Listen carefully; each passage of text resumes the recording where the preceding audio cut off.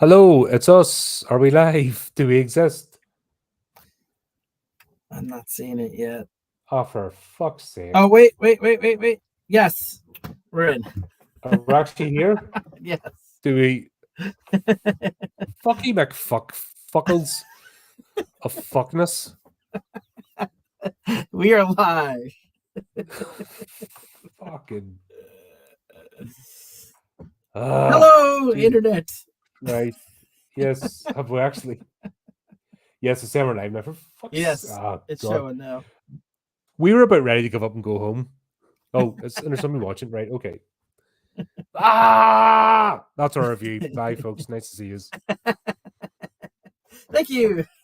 Right. Thanks for turning up.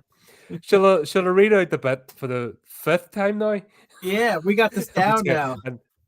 Right, okay. We can close Hello, our eyes. everyone. We can close our Yeah. eyes and read it.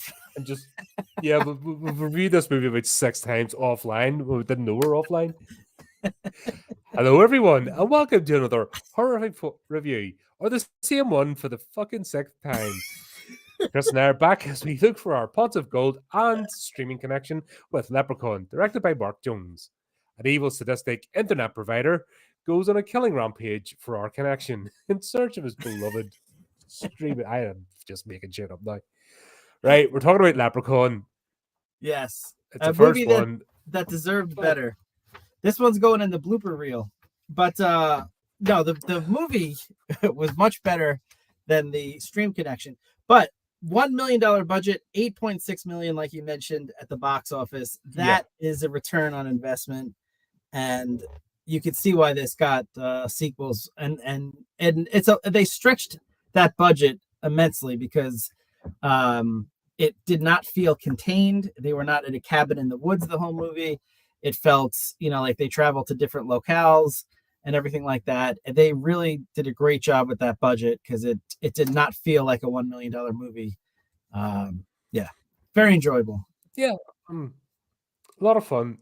God, sorry, we've had to do this about 4 times now, and we got 15 minutes in, realized that nothing was happening. This has been bugging me all day. I've been recording stuff as well, and just not playing ball. I'm like, why today? What the hell? Right. So this movie, it's one of those people either love it or hate it. Like, it's proper Marmite, as in the haters just pan on it left, right, and center, say it shouldn't exist, etc., etc. I don't know if I'm in the love a character. I get what it's about, if that makes sense. I appreciate the sequels more than the first one. I've said that this is, in my opinion, the worst of the Leprechaun movies. Which I'm surprised, and I'm actually looking forward to that then, because I hadn't seen the sequels, maybe bits of the second one, but I don't remember it. Hadn't seen this one in many years, and this just felt fun. I mean, there are sometimes you go to a movie and you want an experience, you want to be moved, and there are sometimes you just want to have fun. And coming off, Sharknado and one or two of the Final Destination movies from our previous reviews, this just felt like a breath of fresh air. It was funny. It was enjoyable. It has its flaws, which we'll get to, but overall, I just had a good time with it, and I felt like the character of the Leprechaun, Warwick Davis, just was absolutely the highlight, and I just wanted to know more about this character. I wanted to see him succeed, which is kind of weird for a murderous fairy tale creature. But at the same time, though, he's murderous with intent. He only gets murderous if you nick his gold. If you swipe his gold, he comes after you. If you're nowhere near him and nowhere near his pot of gold or his bag of gold, you're all right. Well, I mean, he did murder that cop whose only crime was pulling him over for speeding. But for the most part, he is trying to right a wrong. But as we discovered, a lot of those scenes were post-edit, hence why they feel very clanky and disjointed, because I feel like we've talked about this before.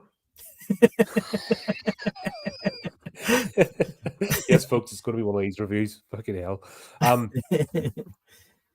So originally this was meant to be sort of dark and super gritty. Then they hired Warwick Davis, who wanted a completely different direction. Then the studio went back and went, "No, actually, we want it to actually be a horror movie, not Willow 3." Um, Right. so that's where the sort of reshoots come in, and the edits where you get a lot of clunky scenes. You're like, "This doesn't make sense," and it really Yeah. does feel kind of in there. Yeah, so Warwick Davis was at a Comic-Con, and I found a video clip of it online, and he was talking about how after the first cut of the movie, the director and even he kind of wanted to steer it more towards like a darker children's tale. So like in the States, that would be like a PG-13, like right in the middle. Yep. But the studio actually said, you know what? We can market this as a darker, full-scale horror movie. We are going to have to add some scenes because none of the deaths at that point were on screen, because again it was geared more towards children, so they had to do Well, two none of the weeks main characters actually die in this. None of the main characters died, but even like the wife, O'Grady's wife, and the police officer and the shop owner, those were all filmed during that 2 weeks of reshoots where they had to add gore to make it more of a darker movie. They felt like they could market it better that way. And this is one of those rare instances of studio interference actually working, because 8.6 million on a 1 million budget is very successful, and it spawned sequels, so it actually does work. You're right, it feels a little disjointed, and I'm curious to see if the sequels are improve upon that. But I kind of like that. I kind of liked that it was funny at times, like when he's like chasing down in the hallway with the wheelchair, like super speed. Yeah, you know or even when he goes into the garage and he basically does an A-team thing and builds a go-kart yeah. Yeah, exactly. out of barrels. Yeah, and then mix that with like him ripping the face off of the police officer, or the pogo stick on the chest of the antique shop owner. Yeah. It's like a weird butting of heads of genre styles, but I think it works. Yeah, and that's where I had said during one of our 90 previous attempts at this stream. The number's just going to go up for attempts because I'm raged at it. I hate it when things, I guess, go wrong because there's no reason. But the movie doesn't quite know what it wants to be.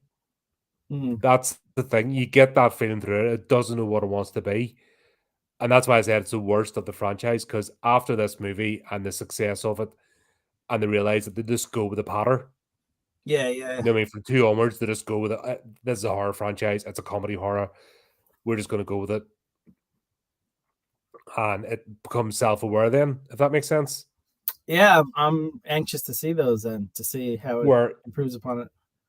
Here we do see the struggle of, is that too much? Is it not enough? Is it for this audience? Is it for that audience? What are we doing here? You can kind of see that throughout the movie, which is fair enough. Yeah, I didn't mind it. It was noticeable. It's jarring at times because you have the little boy defeating the villain, and the little boy doesn't get hurt, and then like a moment earlier, you have like a brutal murder of a police officer, and he's taking his eye out. So it's jarring, but there's something about that I found. I don't know. It kept me on my toes. It made me engaged in the movie.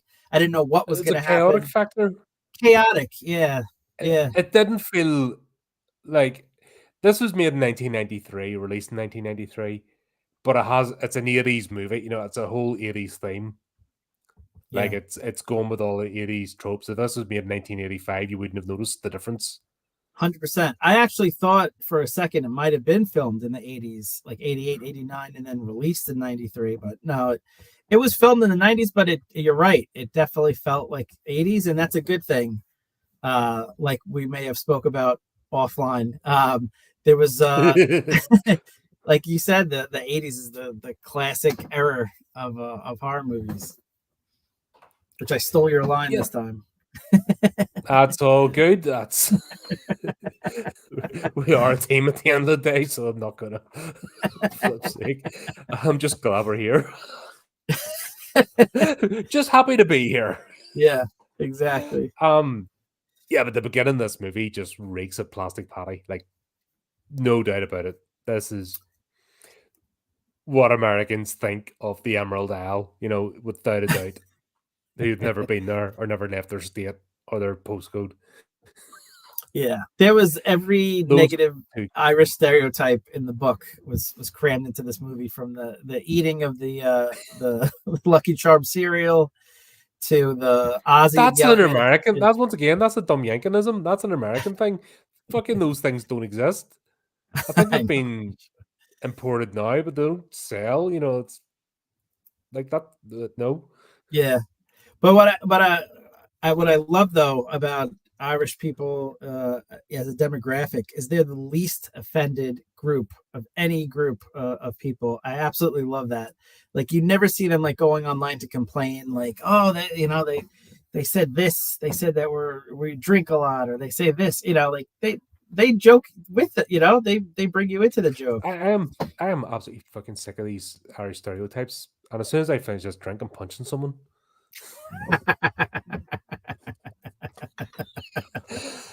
Exactly. Hey, there it is. Hey. Oh god. Back in the day, it's been horrendous. But yeah, those accents, dude, for a start. The legend, by the way, the leprechaun definition is a gnome or a solitary fairy. They're a cobbler. They're associated with making uh, sewing and cobbling, which is actually making shoes, not polishing them, which is the but Yeah. the whole idea is that if somebody catches sight of a leprechaun and doesn't lose sight of them, as in don't blink away, and they do it for, I think it's a turn of the moon, you can get the leprechaun to tell you where its gold is. But if you lose sight of the leprechaun, that's it. You won't see it again. You've lost your chance. Interesting. Yeah. It's the leprechaun's a trickster, so it'll distract you, and all it wants to do is get you to look away. And when you look away, that's it. It's gone. But all it has to do is, you just have to keep sight of it, not look away from it for the turn of the moon, I think it is, and then that's it. It has to tell you where its gold is. As a show, actually. And that's the deal. In fact, that was brought up. Just I won fair and square. I did it right with O'Grady when he's O'Grady. yeah. Yeah. So the fact that the leprechaun followed him in the suitcase, that's obviously been a wee bit of embellishment, which is fair Yeah, enough.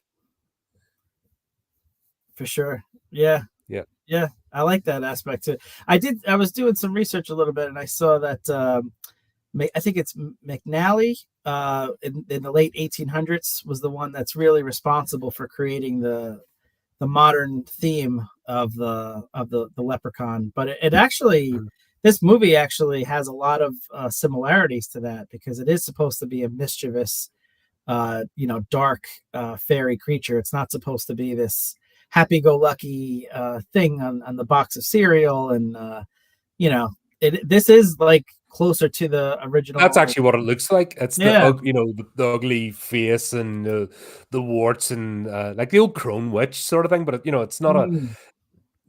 There's a reason why they're solitary, if that makes sense, because they're the ugly fairy and the discarded fairy and that, and then Yeah. that's that's where it came from. So they've kind of lent into that, but then I suppose they had to transport it to Hollywood, so they had to find a way. Right. Part 2, you're gonna love it. Can't wait. Because by the way, there's no continuity. So if you're thinking there's going to be continuity in this, no. Yeah, at that part I did remember, which is sad because I really liked Jennifer Aniston's character in it, and I sort of had a crush on her growing up. She actually makes an effort in this. It's funny. I thought she was good in this. Yeah, she is a wooden plank. Like her whole career, she's a wooden plank. This she's actually making an effort. Hey, now that's my girl you're talking about. Well, you have her. You're welcome. It was interesting seeing her original nose. I actually thought she looked better, this way, and then she had a little Mm. bit of plastic surgery during that famous TV show, Friends. But I enjoyed her in this, and I thought the other characters were trying. It wasn't as bad as some of the things we've seen recently with Hmm. Sharknado. So it was a nice breath of fresh air in that regard. Yeah, Yeah, it was like a whole wholesome. It's a typical 80s. I know it's 90s, but it's a typical 80s movie. These are the sort of characters you would see, and you yeah, don't hate them. You don't, you're not starstruck by them. They feel like average Joes on screen, but that's what you want. yeah. And if this movie was made today, there would be like a whole backstory on Ozzy, and there would be like a whole, they have to explain, why the three of them paint together, have the painting company together, and what's going on with the father. And there would be like some, just Mhm. don't worry about it, just get to the Just fun. they're. the- Do you remember you used to go wash cars in the summer and stuff? Your kids in the neighborhood, somebody had a bucket, somebody had a sponge, what I mean? Somebody had the lather, the soap or something. The three of you went out, four, Yeah, depending, and you just went out and washed cars. Might have got a quid or something for each, but you barely had enough to buy a couple of chocolate bars at the end of it. But it was like something of a Saturday. I did real work. That's what it feels like. yeah, Why yeah, people gather like that. You don't need an explanation. If you live in the same town, here's a chance to get painted, but we'd never hire them. Like, uh, how did would you pay them to paint your house? no. Half a day.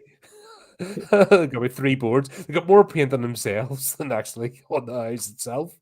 Yeah. So my backstory in my head with this was that the dad is very cheap, because let's look at it.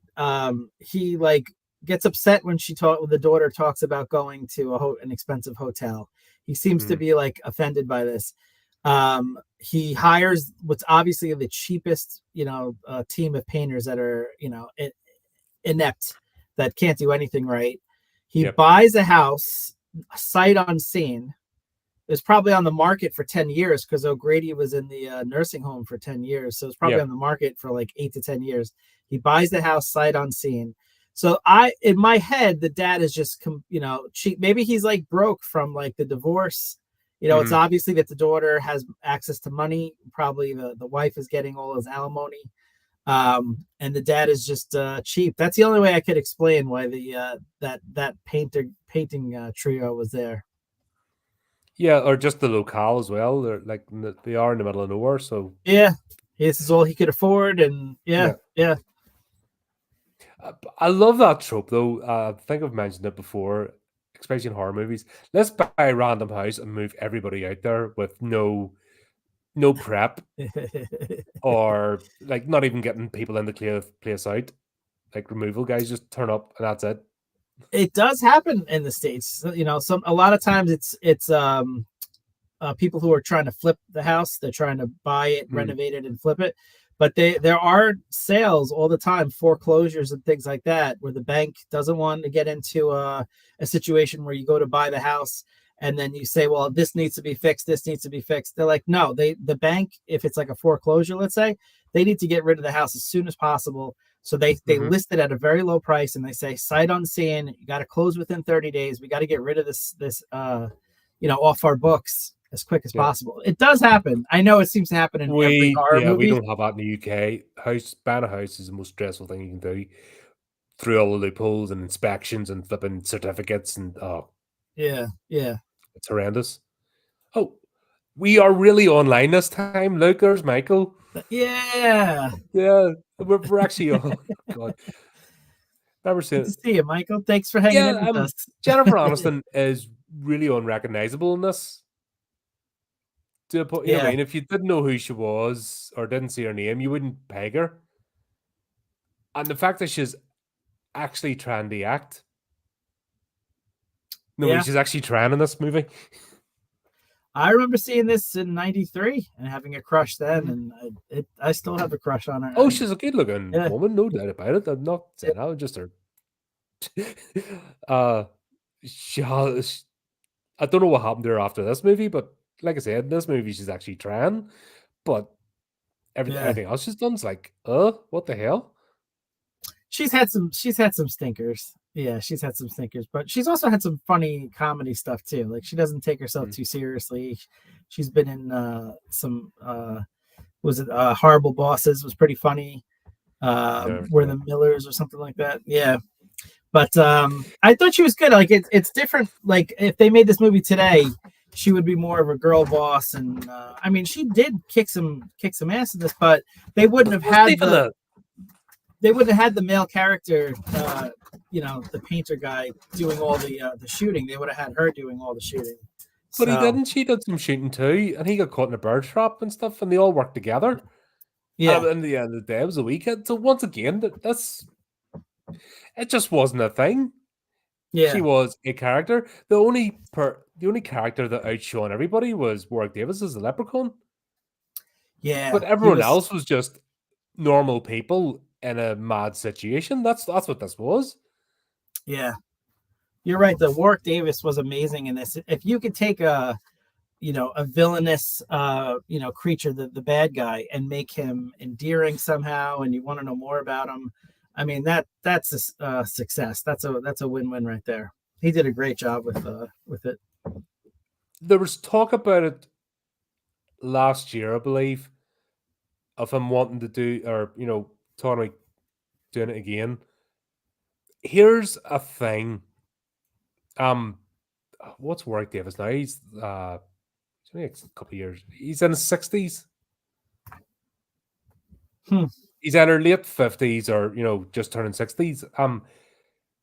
Wearing prosthetics is a a proper physical job. You're up, you're in the makeup chair, He's stupid 50, o'clock in the morning.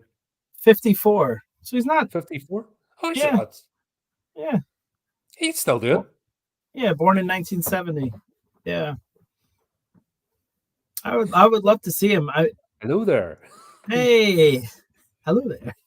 He Um, just said that actually. Fucking, it's like whack-a-mole with the Star Wars fans. Getting you all.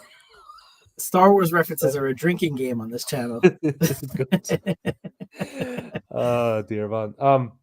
Yeah, yeah. He's younger, like I said, he's only about 7 years or something older than me. He's not that. Actually, funny enough, he grew up around where I live. Oh, really? This area is really strange. You've got the scuzzy parts where poor people like me live, and then you've got like super rich aristocratic, you know, millionaires and multimillionaires like 2 streets away. It's a weird area. Yeah, yeah. Um, But I feel like they fun could movie. they could do it now where he would be in the makeup for close-ups, and then they could do things where he doesn't have to do any of No, the do not say those 3 letters. I wasn't gonna say CGI, but I was Oh, like God. stunt. They could do like stunt work where Yeah, he doesn't have to ride the wheelchair at 100 miles an hour or the bicycle. They could do stuff you like could do that. that again. I don't see why not, because yeah, most of the sequels are straight to DVD, Mhm. and they're obviously straight to streaming now, but they're still made. They still did what they're meant to do. Yeah, And like I said, this is the worst one in my opinion, only because it didn't really know what it was meant to be. right. I feel like we've talked about this before. It's hard to know what we said on Sorry, air now. sorry. For those that have just joined, it's taken us about 5 attempts to get this stream going because the software in the background was going wibble. So we went full blast like 15 minutes into the stream and didn't realize we weren't online. I really feel like two Or more sorry, times. Chris realized because he actually checked. I'm just waffling on. I feel like two more times and we're really gonna get it. Yeah. I feel like we're just starting to. This is like the dress rehearsal and the matinee. Yeah, good. That's By the evening performance, we're really gonna get this down. gotta love technology. But yeah, it's he could do it, yeah, without a doubt. Yeah, just early mid I'd love 50s, not a problem. I'd love to see Smash it. it out. I can't see anyone else doing this role. No, he owns this role. Yeah, yeah. That Peter Dinklage, should we fuck off? Oh no, I can't see that. You're not the only dwarf in Hollywood, you bastard. People before you shithead, and better people than you. It's fair. That's fair. Sorry, just had to get that in there. Fucking Yeah, no. arsehole. This is Absolute this is arsehole. this is a helpful session. We'll get the Yeah. couch out. Anything you need to get off your chest. Yeah, just tell me It's about a your safe- brother, Colin. This is a safe space. But what? He's been in all the Leprechaun movies. What ones are you talking about? Are you See, I avoided. I haven't seen the sequels, and I avoided right?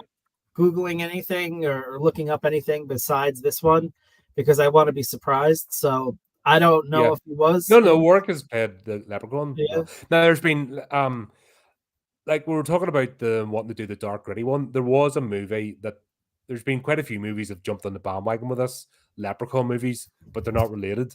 Like blatantly hump the leg of this franchise. And there's one in particular called Leprechaun Origins, where the poster looks as if it's part of this franchise. Gotcha.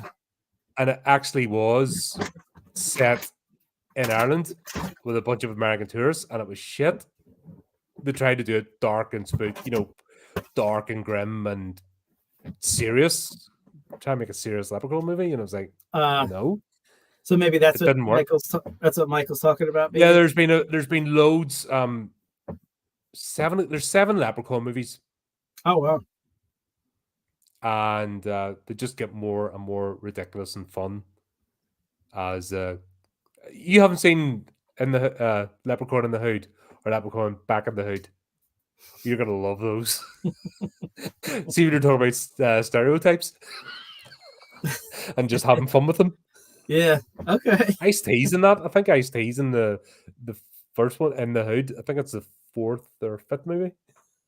Oh my gosh, that's hilarious. Yeah, just right. This franchise just after this movie, it knows exactly what it is, and it's like, okay, we're going to do that, and just boom, yeah, cracks on. I'm ready for it. Yeah, but there are a few. There's definitely a bit of suspension of disbelief. Like, we'll have to go back to the intro scene where Grady's got the pot of gold, and of course, between him getting the flight back, he's hired a limo, he's done this, he's done that, he's got himself a suit, he absolutely blitzed in champagne. Oh, we're rich now, and just acting like an absolute plank. Yeah. But he defeats the Leprechaun before he has a stroke. He puts him in a crate, and he gets a 4-leaf clover and sets a 4-leaf clover on top of the crate. Now, in the space of 10 years, not one breeze, not one gust of wind, not one rat crosses across the top and knocks that dried up clover off. You're like, yeah. I don't think that's true. Yeah, there's like a lot of like little things like this. I felt like Steven watching this because I noticed all these like little inconsistencies or mistakes. You bring some up later on in the notes. You talk about how a certain character limps and then in one scene and then it doesn't limp in another scene. Yeah. Jennifer Aniston's character, she has that gash across her leg. If you notice some of the scenes, it's completely gone after that. And then a scene later, it comes back. So it's just a mistake in the editing where that gash goes away and reappears. Mm-hmm. You brought up a great point with the 4-leaf clover. There's like little things like that, I hate to nitpick, but it does take you out of the movie for a moment, when you see things like that. So again, it's a $1 million budget. I don't know how much time and money they had to do with the editing and stuff like that. But stuff like that's storytelling. You know what I mean? That's not money. It's just attention to detail. Yeah. So hopefully they clean that up in the sequels because it does jump out at you as you're watching. What they do in the sequels is they don't care. Okay. Oh, that's a different approach. You just don't care, and you don't care either, if that makes sense. Okay. Like I said, the problem with this movie, and that's why so many people hate it, is because of those jarring inconsistencies. But because we're nerds and we look at stuff and we know shenanigans went on behind the scenes, and we can see the battle on screen. But thankfully, there's enough of this to enjoy yourself that you forgive it because Yeah. you see there's an attempt. It's back to the intention, isn't it? The people that created this movie want you to have fun and want you to enjoy yourself. Yeah. And I get that feeling with this movie. So Absolutely. when you get that feeling, that sense, you don't know where it comes from, but you know that everyone's wanting you to have a good time. So you're more inclined to forgive stuff. Yeah. Yeah, for sure. For sure. When you're not having a good time, then you really get in, you nitpick the next thing, you nitpick, and you just, because you're not enjoying yourself and you don't feel like you're meant to. And that's where you really start getting into the weeds. Yeah, especially when a movie is like, doing messaging or like really trying to hit you over the head with the theme. And that's when you're like, you know what? Like, if you're going to like try to talk down to me as a viewer, like I'm gonna, be bothered by some of these little inconsistencies, because don't, come off as you're smarter than me and then have something glaring like this. But you're right. If it's a different approach and they're just about having fun, then you could overlook a lot of this stuff. Yeah, absolutely. And it's all down to intent. And when you feel like, yes, we want you to have a good time. Yeah. Did the Leprechaun lore? I did that at the start of one of the attempts. Was it not this one? Who knows? Who knows? Play this back and I've repeated myself about 6 times. No, right. So basically, the lore of the Leprechaun is it's a dark fairy. It's almost ostracized because of its ugliness. It's a mischievous fairy. It's not evil out and out. So that sort of chaotic neutral makes sense. They're known as cobblers. They're seamsters and cobblers. That sort of tinkers, if that makes sense. They come into that, live alone, and the whole lore is if you can trap a leprechaun by first of all spotting it and not letting it out of your sight. That's the sort of myth behind it. Yeah. For the turning of the moon, you keep a leprechaun in your sight and you don't let it go, because the minute you look away, it's gone, and that will try every trick in the book to get you to look away. Yeah. But if you do it for the turning of the moon, then the leprechaun has to show you where its gold is, and that's the mythology, and it's really nothing to do with that sort of stuff. But this is a good twist, if that makes sense. This is where they've taken a fairy tale of folklore, they've given it a horror twist and made it fun. Yeah. So, sure. Like I said, no complaints. I have seen Leprechaun Origins, which is a fucking god awful, terrible movie, and that's what they tried to be serious, and it just no. Yeah. And like I said, there's loads of they had him shine the shoes. That was the weird thing. They had him shine, not oh dear, broke Chris. They had him shine the shoes. It was a good thing to. What happened there? Oh, sorry. I did a leprechaun and blipped away for a sec. Yeah. They threw the shoes at him to get him to, because of the compulsion. That was a fun thing to play with. And that's where they sort of take on the original lore, and they know, okay, that's a reference, and they just bring it into modern times. And like I said, this is nothing to be offended by. It's nobody's culturally appropriating anything. Right. Makes Yeah. sense. It's Yeah, just for sure. taking a childhood story and making it into a fun movie, and I'm all down with that. Absolutely. But I like where Michael's head's at. So Michael is trying to think about like the lore behind it all. And I was doing that myself when I started watching this movie. And frankly, Michael, I started thinking. To be sure. You weren't thinking now, were you? You know what happens when you start to thinking? Oh dear, that thinking stuff leads to theories. You're not telling me you got a one of them going. The craziest one of all. Hey, you got Scottish now. All right, it's Scottish theory time. Let's do it. It's a theory. It's a Chris. It's a theory. Chrissy Chris. Chrissy Chris. Chris's crazy theory. Ah, to be sure. I clicked the wrong button. There we go. All is Nice. normal. Everything's been weird. But it's important for my degenerative brain disease that I needed to know more about who the leprechaun is. So I started to focus on some of the clues that they gave us, and I'll go through it for our viewing audience so that they're up to speed with us. So the first clue they give us is this. Thank you, sir. So this says that the leprechaun is 600 years old. Another clue they give us is, I've traded me soul for me gold. All right. So he traded his soul. He's 600 years old. So something happened 600 years ago. And then O'Grady tells him, I should have killed you when I caught you in Ireland. So we know the location. We know his approximate age. And we know that he did something terrible to trade his soul for gold. We also know that he's a shoemaker by trade. Those are 4 important clues.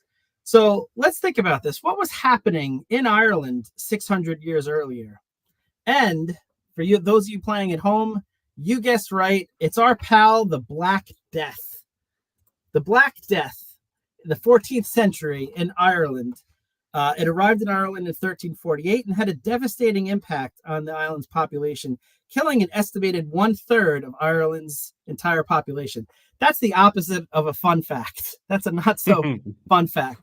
But it's important because that was the time that the leprechaun was born, and that's kind of the what was going on in the world around him at the time. So what I suspect happened is that this shoemaker by trade did something terrible out of greed, since he says he traded his soul away, right? So I think he was robbing the graves of countless victims of the plague of the Black Death.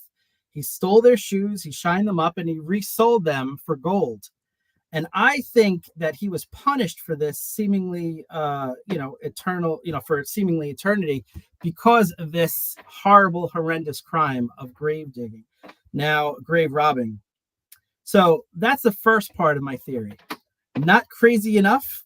Well, I'm just getting started. You just made that bit of the movie make sense. That's the sane part of the theory. So the next part of the theory is, if that's the case, who is the one that punished him for doing this? Well, they give us more clues about that during the course of the movie. Let's see. He says, oh yeah, he's got this compulsion where he's got to shine shoes, right? So there's more to his curse. But again, I think the key element to it is who is doing this. So he gives us a clue here. He says the wee people have their magical ways. All right. So he's talking about a diminutive, small, people. I thought they were leprechauns at the time. No, the Fae. He's the leprechaun are part of the Fae. Wrong. No, I'm just kidding. You're probably right. But what if it's not? What if he's talking about something else? So the wee people. This is a line from Grady that gives us another clue. Burn in hell, you little green bastard. Now, we got little and we got green. You know where I'm headed with this. Ooh. That's right. I think they were aliens that were observing what was going on back in the 14th century. And they see this horrible act of the shoemaker who's robbing graves, reselling the shoes. And now look, there's more clues. More clues, you say. You need more information to believe this crazy theory. Well, the director gives us those clues in the character of Ozzy. Ozzy says it came right down out of the sky. This is right taken from the movie. This isn't me making things up. This is right from the movie. It came right down out of the sky. This flying saucer. He's literally telling us the plot right here. We just have to pay attention to it. He says it had these really weird lights, So we got aliens, we got weird lights. It's like magic. I'll get to that in a sec. But where have we seen aliens and weird lights? That's right, the neuralizer from Men in Black. So I think the aliens use this to try to erase Ozzy's memory of having You seen keep the Will alien. Smith's name out of your mouth. And I think they messed up Ozzy's brain. I think that is the reason why Ozzy's brain is the way it is because they tried to erase his memory. Now, I'll get to that a bit more. But look, the director is saying, don't believe me? This really happened, Alex. He says it right there in the script. This did happen. So, look, magic, technology could seem like magic. A bow and arrow to a Neanderthal could seem like magic. You're killing someone from a distance. A gun to a medieval times person seems like more magic. I mean, you don't even see the projectile. It's so quick. So I think the technology that the aliens use to punish this creature is not magic. It's just technology, the same way the memory wipe was going on. Now, things get a little bit crazier from here. I gotta put my tinfoil hat on for this. Oh dear, I'm gonna get hit by the microwaves. Yeah, you should have had your hat with me. I can't. I'm sorry, I can't protect you. But look, so you're talking about the aliens, right? Why would they do this? Why would they punish this creature, the leprechaun? Well, we've seen other animals besides humanity show signs of morality. We don't have the only capacity for morality. We see it in primates and other animals. So what's to say the aliens weren't the ones that were actually judging this leprechaun and punishing him? And all of the magic that we see is actually a function of advanced technology that appears like magic to us. He tells us right here, Ozzy, I did a smart thing. You know what, Ozzy? I did too. I believe you, pal. I believe you saw the aliens who came to visit to see what happened when O'Grady stole the coins and transported them away to his house to become rich. So the aliens followed because obviously, he took them from Ireland. The aliens followed to see what happened. They found the leprechaun locked in a cage. They didn't want to interfere at that point. The leprechaun was locked away. Everything was fine. The only problem was that this little boy, this poor little Ozzy, saw all this happen. They tried to erase his memory. They messed with his head, and this is the result. I'm with you, Ozzy. I feel you, pal. And that is why aliens cursed the leprechaun, and they effed up Ozzy's brain worse than the real Osby. And that is my theory. There we go, folks. It's a theory. It's a Chris. It's a theory. Chrissy Chris. Chrissy Chris. Chris's crazy theory. Nothing is more fucked up than Ozzy. Ozzy's.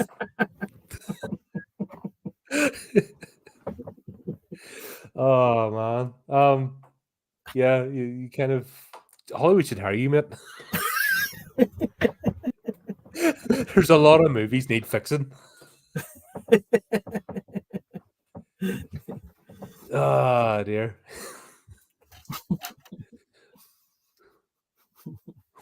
Needing Ozzy Osbourne crazy thing. That would be great. The YouTube gods might get annoyed with me and turn me into something if I start doing that. I have enough trouble on this channel with random copyright claims for no reason whatsoever. Crazy Imagine Train actually did do something. on the Crazy Train is built for that segment though. But here's another thing as well. After the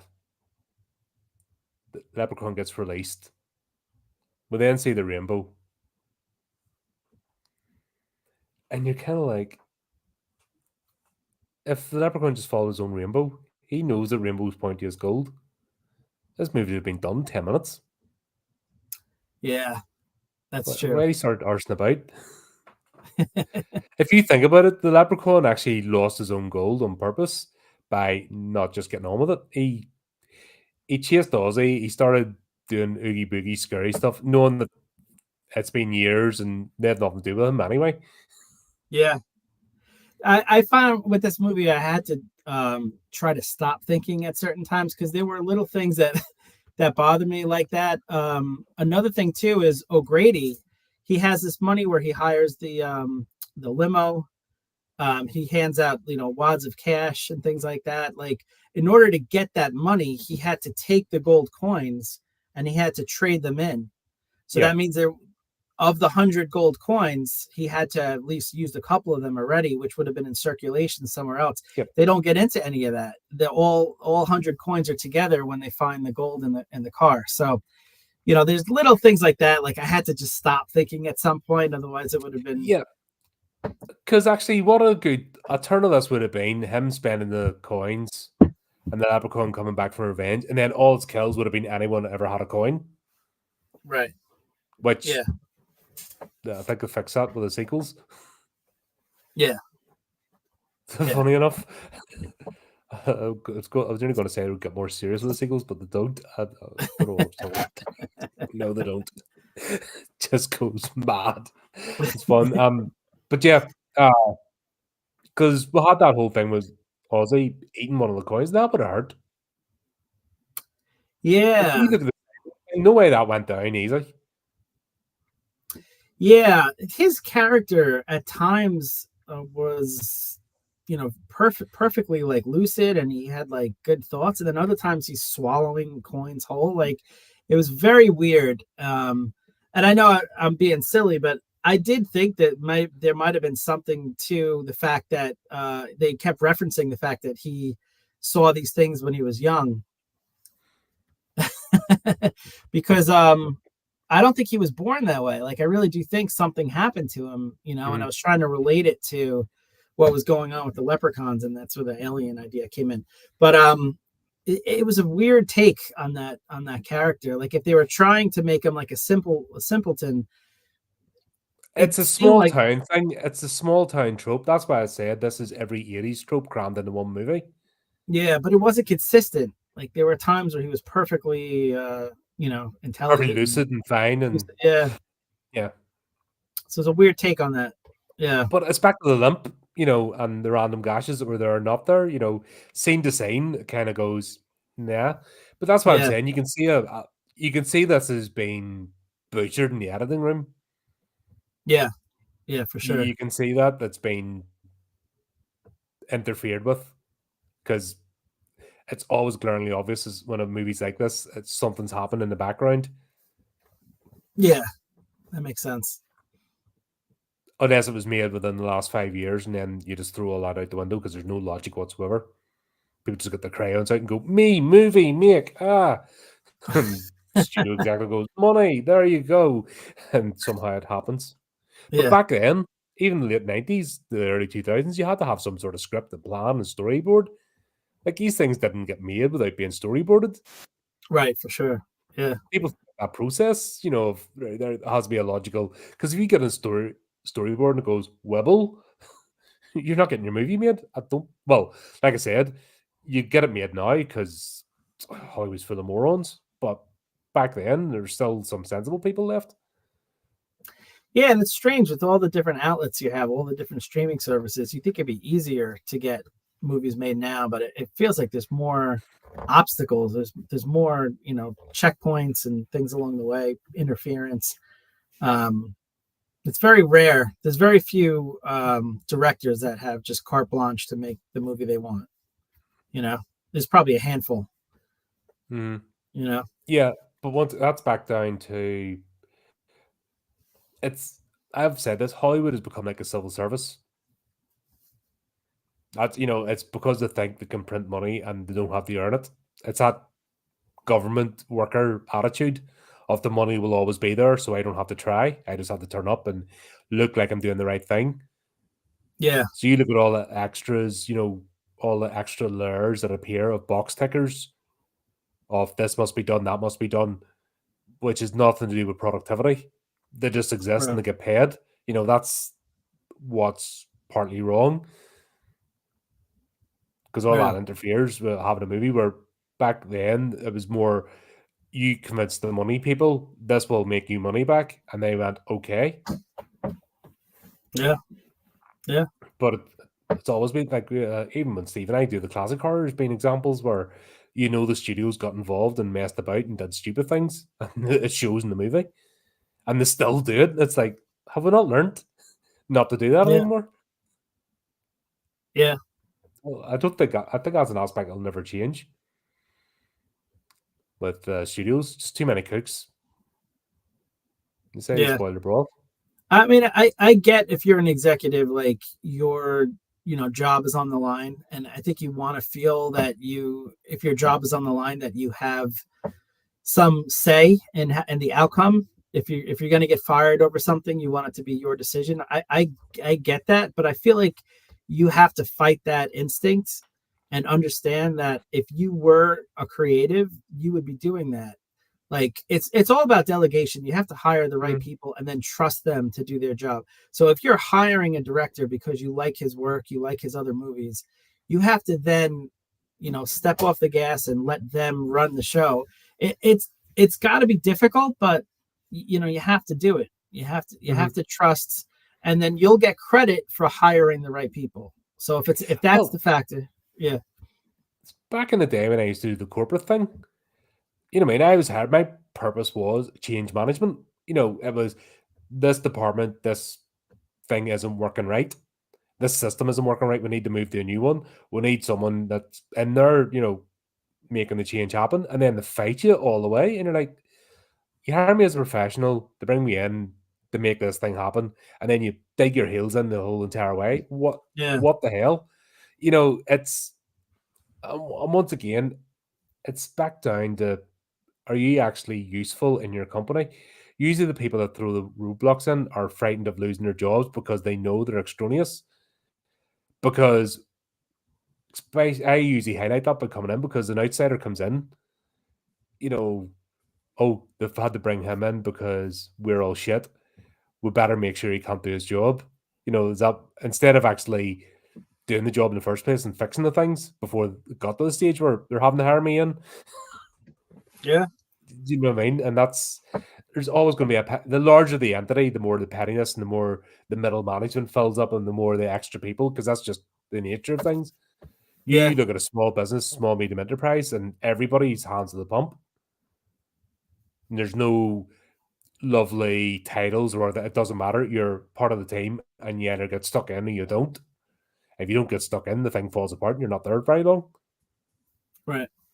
That's the way it is. But the larger the entity, that's a problem with the movie industry, the entertainment industry. It's got so large and so monopolized and corporatized that you've got all these people and they really serve no function. So they've got to justify what they do. And especially the studios, it's not an exec, it's a team of execs. You only need one executive, and the other four are trying to justify their jobs, so they stick their nose in.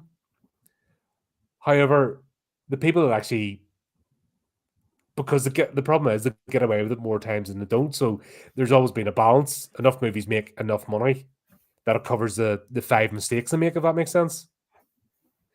But today we're really getting to see it because we're seeing flop after flop after flop because there's complete audience apathy. Movies, I guess, wouldn't happen today, like you said, because they don't have the creative team, they don't have the honesty of making a movie. It's just not there. This would be picked apart and reshot. It'd just be a mess. You look at everything that's coming out now. There's no excitement at all for movies. Nobody's excited. And I think it's a bit of oversaturation too. I just think that there's too much out there, and I just feel like it's tougher. Has there not been though?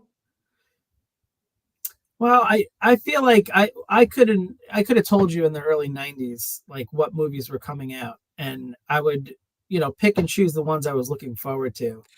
Now I just feel like there's so much out there, and there's maybe because I don't watch commercials and there's the things that you would normally like find out about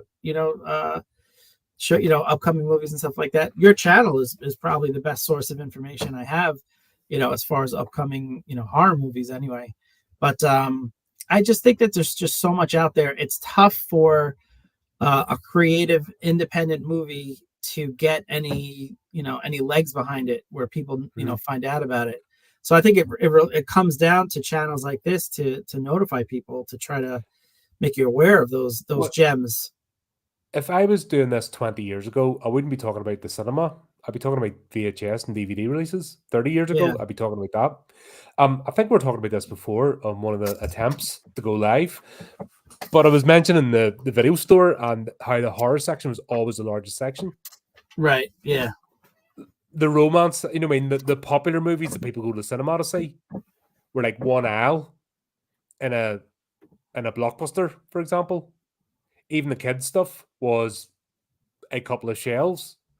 Right. But you had entire sections of the video store cornered off, if not its own floor or its own room, for horror movies. Yeah, for sure. So when you talk about oversaturation, that's not the case in horror. There is more horror movies than you could watch in 20 lifetimes. You put 3 or 4 horror fans together, and everyone's seen 50 different movies that the others haven't. You know what I mean? That's like, I can't describe when you're actually going. You maybe didn't go into the horror section, but when you go in, you're like, how am I going to watch all this? And then that's 1 year. You know, 1 year. That's not the Yeah. stuff that's already been through and maybe not on the shelves anymore. And Yeah. the stuff's still getting produced. So there's always a sequel system of, yeah, the mainstream stuff went in the cinema, but it was very few and far between horror movie. Everything else was in the video rental store. Yeah. And you know, that was it. It's just we've always had that abundance. The problem is today, there's no oversaturation, but there's no oversaturation of movies, and no, the people that create them do not care. It's become this, they're just doing it for the sake of doing it. Like, Yeah. they're not interested in actually having fun. Back to that's what makes this such a gem, is because, like I said, you have that feeling that they want you to enjoy yourself. You just get it. Absolutely. Yeah. And even the fact that there was a difference in opinion between the studio, as far as it should be a horror movie, and the original director, it should be geared Mhm. more towards children. Even that conflict kind of got worked out, and they kept the fun, as like Yeah. the byline behind it all, or the through line. It you felt it even in that little bit of disjointed themes. Yeah, I enjoyed it. I was That's what makes you more laughing. forgiving. If Yeah, you feel like you're meant to have fun, you're going to forgive a lot of stuff and go, yeah, okay. And then when you find out, oh, it's studio, right? Okay, not their yeah, fault. yeah. But it was fun for sure.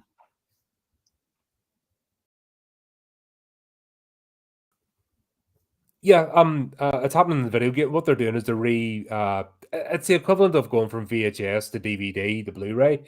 It's happening in video games. They're basically revamping them for the more up-to-date platform to make them playable. You know, now I think I've covered a few. I think I've got a Silent Hill video coming up. But yeah, that's it. The horror, once again, even the game studios, they're falling apart because they're making shit that nobody wants to play. The horror games are rescuing the flipping video game industry as much as horror movies have rescued cinema this year. A Yeah. lot of cinema doors would be closed, a lot of studios would be out of work if it wasn't for horror movies. Yeah, because I feel like the experience of seeing a horror movie, in a crowd with people gasping, and seeing on the big screen with the correct way it was meant to be heard, the sound, the visuals, everything, like it's just a different experience. I don't think you can quite get that at home from your couch the way other genres translate better, I think, to the home viewing screen. I do think there's something inherently better about seeing a horror movie in a crowd. Yeah, but that was the thing of the horror. You rented the horror movie, but you never just watched it on your own. You had your mates around. Yeah, And yeah. when you're young enough, you got the snacks. When you got old enough, the beers come out. You know what I mean? That was a way of it. It's a Yeah. social activity. Right. Watching horror movies. Yeah, that's a good way to put it. Yeah, Exactly. Yeah. it's almost like watching a sport. Same thing. Yeah. You know what I mean? Because you're watching the kills as if they're goals being scored. Yeah. Yeah. I've never used that analogy before. That's actually a good one. I Yeah. think I'll use that again. That was cool. We Yeah, got to actually, when I use. think about it, it is. It's like going to watch your sports team. The killer is your sports team, and you're watching your team play against the other side, which is the victims. Yeah. And You got to sometimes the use that. victim gets to score a goal. I, I I, like it. I'm going to work with this. This is there we go, folks. You're seeing this live for the first time. My brain actually working. I know it's a rare occurrence, but it does happen sometimes. It's a great point. You got to remember that for this evening's performance when we actually go live. Yeah, when we actually go live. But is this you sitting with there's nobody actually here. Michael hasn't turned up, or Andy, or anybody. It's just you sitting. Suck for it. Nah, it's No, that's a great point, though. yeah. I think that's what sets the horror genre aside. Yeah. There is that feeling of supporting your team and going along, and yeah, there's a really great fight scene in this where, yeah, as the Leprechaun's trying to get Ozzy, basically trying to rip his belly open because Ozzy Yeah. let it slip, but he swallowed one of the coins, Right. Right. and everyone just piles on and starts trying to beat the Leprechaun, like realistically. Yeah. I thought it was great because a lot of times with these, these horror movies, it's always one-on-one battles, and you Mhm. never see the group working together at the same time, which I kind of enjoyed. The fight scenes were very good for a low-budget movie. Like they were entertaining and they made sense for the most part. Like when he's shooting them with the shotgun and stuff like that. Like everything was choreographed well, and yeah, I found myself Even rooting the a bit little where bit. Ozzy politely falls over so Warwick Davis can catch up with him. Yeah, He well, was getting away, and then he politely goes, "Ah." there was a lot of falling when people were running. Right, I think every character had that And once issue. again, that's an 80s trope. That's the running through the forest scene. You know what I mean? Yeah, That is, yeah, it's almost like they're making fun. This is almost meta. It's almost, if Wes Craven had made this, it would have been, they'd have talked about it, but it was almost going, oh, here's a horror trope. Oh, here's a horror trope. Oh, there's a basement. Let's go into it. Oh, there's cobwebs. Oh, there's Mexican red knee tarantulas in Oklahoma. That was yeah. always the favorite tarantula of the 80s was the Mexican red knee one, which I had in this movie. Every horror movie always appearing like that doesn't live here. Michael has a good point. The why are you going into the dark basement alone? I was trying to think. Did they run into the basement in this one? I feel like that's something they would have done. They It's did kind of Ozzy go went into. into the yeah Yeah. They did. They had that trope too. yeah Yeah. because it was Ozzy getting into the basement by himself that let the leprechaun free in the first place. True. Yeah. They did pack a lot of horror tropes into this. Yeah. There's absolutely tons of stuff in this. It's great. Yeah. Yeah. Oh man. Yeah, we were talking about Nathan Sim. That was the classic. He has it 1 minute, then I better start limping again. You can just see him going, oh, right, and then. Yeah. Yeah. Question being though, we'll talk about Jennifer Aniston. Considering the sort of movies that she does, and this was probably pitched to her as a kids movie. Yes, I think If it probably this was. had been a full blown horror, would she have done it?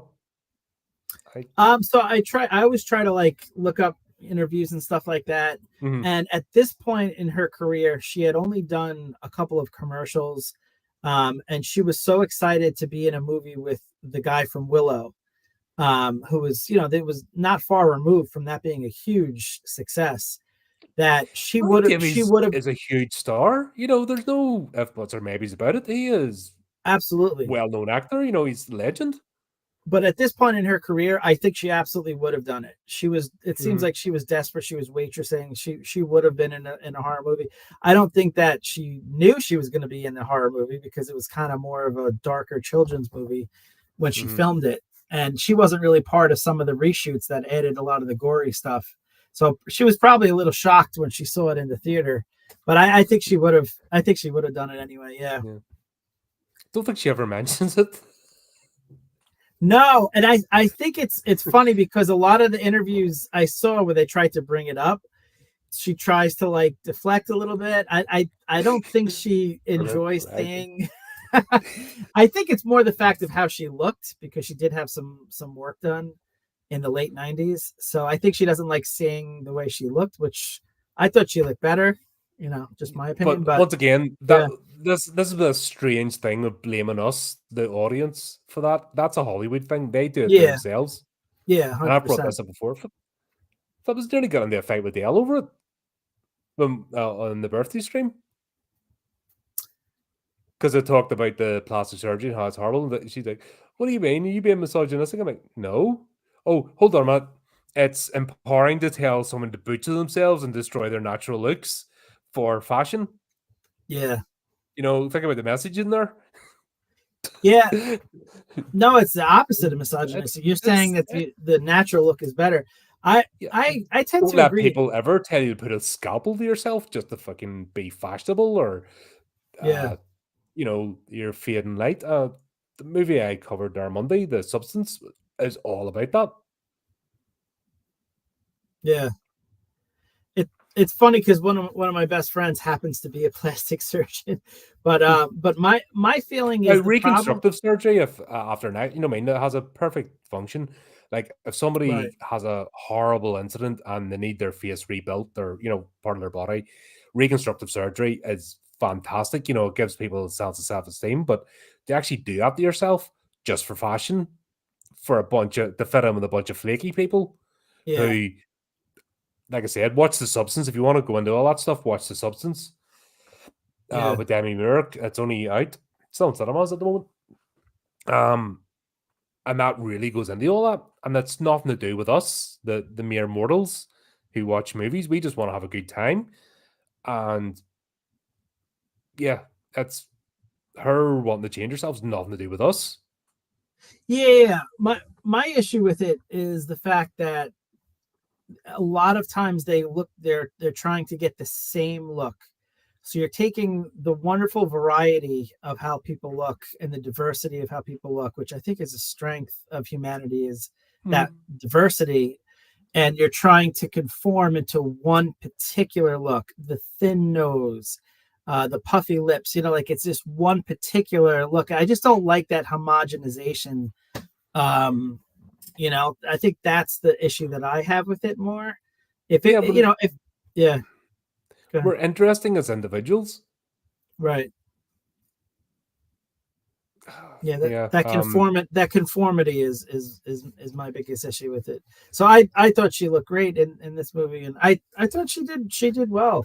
Yeah, I'm a little disappointed that she's not. I happen to know that she's not in the sequels. But again, Warwick Davis is the star, so Mhm. I'll watch it even if it wasn't reviewing this.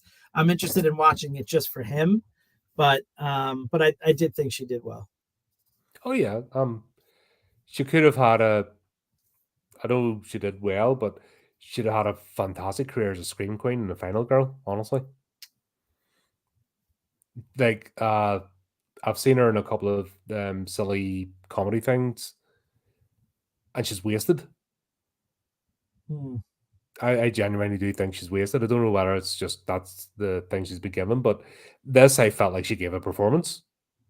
Yeah, yeah, And with the plastic surgery, obviously her performance got plastic as well. Such a shame. Almost feel like a light has been snuffed out partially hmm. after watching it. Just remembering what she was like in this movie. It just seems like yeah, she's done well, but I think she could have been not just a pretty face, but like a proper, icon. Not a fashion icon, not the flaky bunch, but she could have been like at some point in Hollywood, she's going to get discarded just because she's in with the flaky crowd. If that makes sense. Huh. Where you look at horror conventions, and that, and you've got actors and actresses in their 60s and 70s still adored and revered because it's the genre. If that makes sense. Yeah, yeah, But that's just my humble opinion, anyway. yeah. Hmm. Don't think we've missed anything. I'm just trying to remember because we've, we've talked about this movie about 5 times now, just over different things. Well, we do have to talk Yeah, about that ending with the well. Oh my god, that was fantastic. That was hilarious. So, just for you science buffs out there, I don't think if you pour oil in a well filled with water, that it turns it somehow into an explosive device. If anything, it dilutes the oil. So then throwing in a match, which, by the way, probably snuffs out because of the air on the way down. I don't think that that's going to set off an explosion. But, try it at home. Just make sure you get your parents' permission before you drop oil in a well and throw a match. But I don't think that that's actually how it's going to happen. No, I've even lit petrol to see if it wasn't diesel. Because it was in a jerry can. We didn't know whether it was petrol or diesel. So what you do is you pour a wee bit on the ground and you light it, and it goes woof, and then it's gone. Yeah. But yeah, he only poured part of a can in, and that thing exploded. Yes. And you're just like, okay, that's another 80s trope, massive explosion out of nothing. Like the nuclear hand grenade, they're always fun. And they throw the one hand grenade and like half the city block disappears. Yeah. Yeah. I generally don't do conventions. I just don't do queuing up with people and being it's not even claustrophobic, it's just that everyone's all just queuing to go to one thing and the other. They're too busy for me. Now, in the new year, the channel's got a few plans, and it might involve going to horror conventions as a vendor as opposed to guest. But I've never had any interest, and I've been given tickets to things and all before, and I just didn't go because I do hate just queuing up and just going about in lines and being stuck. Like, I hate getting public transport, like the tube and stuff, because you're just crammed in with people. It just drives me nuts. Yeah. I'm such a novice to the genre still. I feel like I would only know like a handful of. But if you go on to conventions, yeah. So I've been to sci-fi conventions, and I'm planning to go to Gen Con next year for the first time. So I'm excited about that, which is a big gaming convention and Dungeons and Dragons and all different kinds of board games and things like that. So I'm excited about that, but I've never been to any kind of horror convention. So yeah, but it's the same principle applies. It's a group of folks with the same interest. The only difference is it's going to be mainly horror stands, and horror actors that turn up. But yeah, I just the thought of going to a convention just doesn't sit well with me. Just the whole experience of crowds of people and getting into things and stuff like. right. Even now, I don't like concerts and stuff. Don't mind, but just getting crammed in. I have to get seats now because at least I can get up and go and get a snack or something and get my head. But just that whole being Right. Yeah, for sure. There's people who love it. I mean, there's people that save up all year and stuff, and they're all like excited, and that's their whole reason for being. But that's each their own. Yeah.